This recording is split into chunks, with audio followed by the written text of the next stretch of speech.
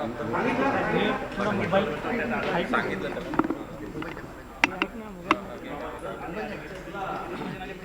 ना मोबाईल मध्ये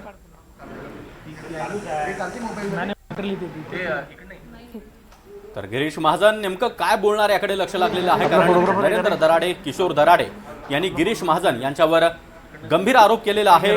गिरीश महाजन यांनी गोकुळ गीतेंना बळ दिलं आणि गिरीश महाजनांनी गद्दारी केली असा आरोप दराडे यांनी केला। परिषदेच्या सगळ्या जागांचा निकाल समोर आला आहे। महायुतीला यश चांगलं पाहायला मिळतंय। नाशिकच्या जागेवरती ज्या पद्धतीने तुम्ही सगळ्यांनी प्रयत्न केले होते की महायुतीचा उमेदवार दराडे जिंकून यावे अशी सगळ्यांची तुमच्या सगळ्या नेत्यांची भावना होती, परंतु गोकुळ गीते जे आहे ते विजयी झाले। खरं हा निकाल आमच्यासाठी अतिशय धक्कादायक आहे। खूप प्रयत्न आम्ही केले। आपल्याला कल्पना जळगावला निवडणूक होती तरी पण मी एकही दिवस त्या ठिकाणी गेलो नाही। फक्त एक सभा 4-5 दिवसापूर्वी त्या ठिकाणी सर्व मतदारांबरोबर घेतलेली होती आणि नंतर मी नाशिकमध्ये होतो, नंतर ठाण्यालाही होतो, ज्या ठिकाणी सर्व मतदार एकत्रित झालेले होते। शेवटचा दिवस पूर्ण वेळ मी बूथवर त्या ठिकाणी होतो, तरीही मतदारांनी कौल आमच्या बाजूने दिला नाही। पण खरं म्हणजे या ठिकाणी महायुतीच्या जवळपास 450 पावणे 500 मतं होते। 620 पैकी पावणे 500 मतं जवळपास महायुतीचे होते, म्हणजे भाजप, सेना आणि राष्ट्रवादी तीनच पक्षाचे होते आणि तरीसुद्धा इतकी कमी मतं पडली। खरं म्हणजे आता याचं कारण शोधण्याची आवश्यकता आहे, गरज आहे। निश्चित शिंदेसाहेबांना मी आता जाऊन भेटणार आहे। उदयजींशी माझं बोलणं झालं, त्यांचाही फोन होता आणि का झालं, कशामुळे झालं, कोण या ठिकाणी आमच्या बाजूने उभं राहिलं नाही, हा खरं संशोधनाचाच विषय आहे।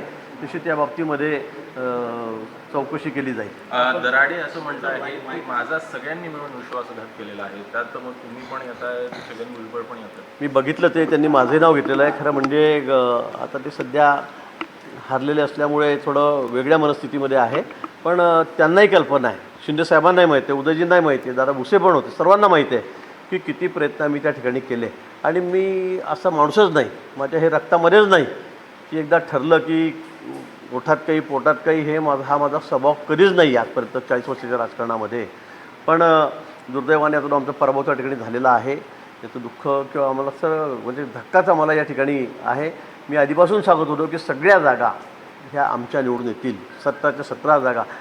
विरोधी पक्षाला खातंसुद्धा उघडता येणार नाही आणि ते तंतोतंत खरं झालेलं आहे। एक नाशिकची जागा जर वगळली, पण ती पण सुद्धा त्या ठिकाणी विरोधी पक्षांना कोणालाही मिळालेली नाही। काँग्रेसला मिळालेले नाही, काँग्रेसला मिळाले, राष्ट्रवादी काँग्रेसला मिळालेले नाही किंवा उभाठाला मिळालेले नाही, तिथे अपक्ष निवडून आलेला आहे। आणि म्हणून विरोधकांचा अतिशय दारुण पराभव, आणि असा तसा नाही, खूप मोठ्या मताधिक्याने पराभव राज्यामध्ये विरोधकांचा झालेला आहे। भाऊ, ज्या पद्धतीनं या संपूर्ण या निवडणुकीच्या काळामध्ये तुम्ही किंवा उदय सामंत असतील, दोघेही वारंवार बैठका घेत होता, नाशिकमध्ये बैठका असतील किंवा मुंबईमध्ये बैठका असतील, परंतु आता दराडे असं म्हणतात की तुम्ही सगळ्याच नेत्यांनी घात केला, हे कितपत योग्य? त्यांचं म्हणणं खरं म्हणजे असं योग्य नाही। आतापर्यंत पराभव त्यांचा झालेला आहे, त्यामुळे ते थोडेसे, मी सांगितलं की थोड्या रागात आहेत, संतापात आहेत, पण तरी पण त्यांनी असं बोलू नये, कारण ते आमदार राहिलेले आहेत, सिनियर आमदार आहेत, त्यांचे भाऊ पण आमदार आहेत, तेही बोलत आहेत।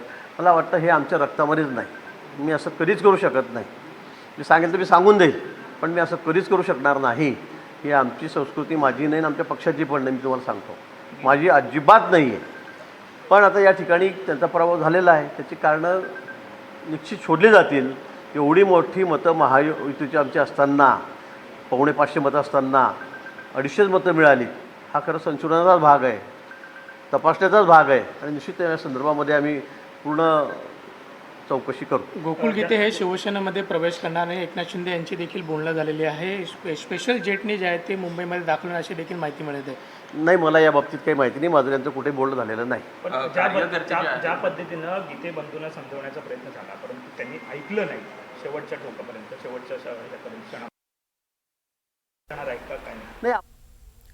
तर गिरीश महाजन यांनी दराडे यांच्या आरोपांना उत्तर दिलेलं आहे।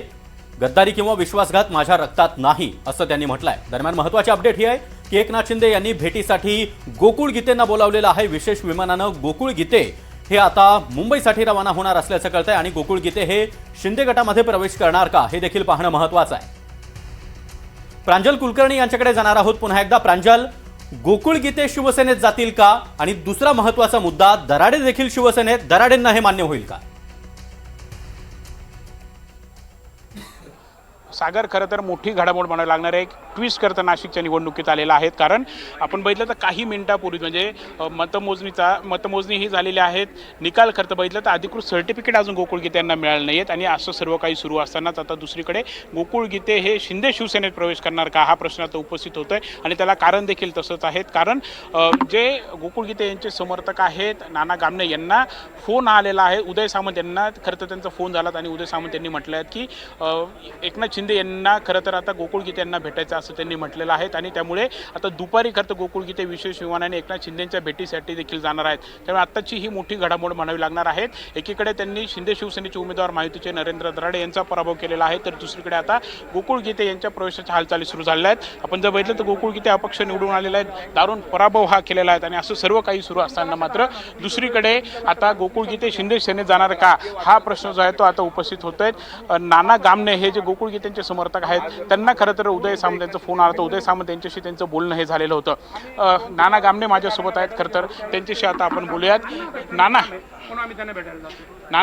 काय नक्की आता गोकुळ गीते शिंदे शिवसेनेत प्रवेश करणार अशी चर्चा संध्याकाळी 5 वाजता आम्ही गोकुळ दादा बाहेर आल्यानंतर आम्ही दोघं चर्चा करून योग्य तो निर्णय घेऊ. बरं उदय सामंत यांचा फोन झाला काय नक्की चर्चा सावंत साहेबांना मी कॉल केला का गोकुळ गीते विजय झाले. ते म्हणे अरे वा काय अडचण नाही.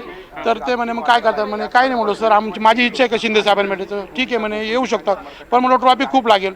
त्यांना मी रिक्वेस्ट केली का विमान पाठवा. त्यांनी विमान पाठवलं. किती वाजता येणार 2 वाजेपर्यंत येईल.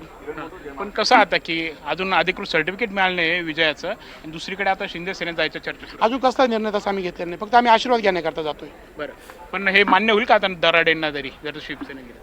शिंदे साहेब तो योग्य ते निर्णय घेतील. बरं आपण बघत आहोत खरं तर शिंदे साहेब योग्य तो निर्णय घेतील असं त्यांनी म्हटलेलं आहे. मात्र एकंदरीतच बघितलं तर विशेष विमानाने गोकुळ गीते जे आहेत ते आता मुंबईकडे रवाना होणार आहे. त्यामुळे आता नाशिकमध्ये काय नक्की घडामोडी होतात हे पाहणं महत्त्वाचं ठरेल.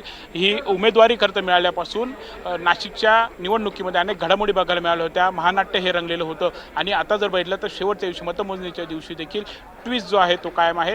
गोकुळ गीते आता शिंदे सेनेत जाणार काही पाहणं महत्त्वाचं ठरेल. सागर नक्कीच प्रांजल त्यामुळे अगदी नाट्यमय घडामोडी पुन्हा एकदा नाशिकमध्ये आपल्याला पाहायला मिळत आहेत. अगदी निवडणूक लागल्यापासून पहिल्या दिवसापासून ज्या घडामोडी कायम होत्या त्या पुन्हा एकदा आपल्याला आज देखील पाहायला मिळत आहेत. आपण विधिमंडळामध्ये जातोय. विधिमंडळामध्ये आज पावसाळी अधिवेशनाला सुरुवात होते. दुसरीकडे महत्त्वाची बातमी आहे की उदय सामंतांनी गोकुळ गीतेंना फोन केला होता. यावेळी त्यांच्यामध्ये नेमकं काय संभाषण झालंय ते पाहूया. तिथं मागवलेलं आहे. चालेल सर. तुम्ही ऐका ना. हा सर. 1 वाजता इथे लँडिंग आहे. हो तुम्ही 1-1:30 वाजेपर्यंत इथं पोहोचा ना. ठीक आहे पोहोचतो सर पोहोचतो. नक्की ना. नक्की सर. निघालो मी. Thank you sir. तिथं निघतो. विमान तिथं मागवलेलं आहे. चालेल सर. तुम्ही ऐका ना. हा सर. 1 वाजता इथे लँडिंग आहे. हो तुम्ही 1-1:30 वाजेपर्यंत इथं पोहोचा ना. ठीक आहे पोहोचतो सर पोहोचतो. नक्की ना. नक्की सर. निघालो मी. Thank you sir. तर उदय सामंत आणि गोकुळ गीते यांच्यातील संवाद आपण पाहिलेला आहे. विशेष विमान गोकुळ गीतेंसाठी नाशिकमध्ये पाठवण्यात येणार आहे आणि त्यानंतर या विशेष विमानानं गोकुळ गीते हे उपमुख्यमंत्री एकनाथ शिंदे यांच्या भेटीसाठी मुंबईला रवाना होती. आणि त्यामुळे तिकडे काय घडामोडी घडतात याकडे सुद्धा लक्ष असणं गरजेचं आहे. कारण की